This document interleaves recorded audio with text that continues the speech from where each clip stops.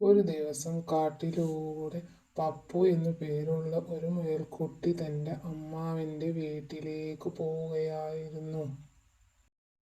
പപ്പു ഒറ്റയ്ക്ക് പോകുന്നത് ക്രൂരനായ ഒരു കടുവ കണ്ടു.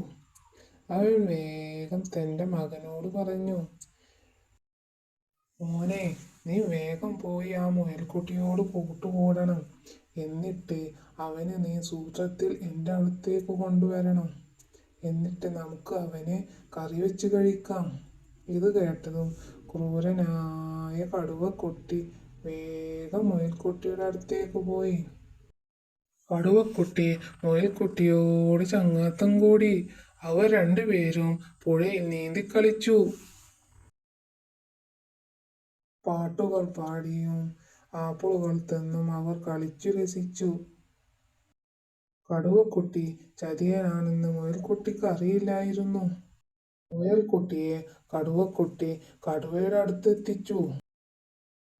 ഇതെല്ലാം ഒരു തത്ത കാണുന്നുണ്ടായിരുന്നു. അവന് കാര്യം മനസ്സിലായി. അവൻ വേഗം ഒരു വല കൊണ്ടുവന്ന് കടുവയുടെയും കടുവക്കുട്ടിയുടെയും മേലെ ഇട്ടു. അങ്ങനെ അവൻ മുയൽക്കുട്ടിയെ രക്ഷിച്ചു.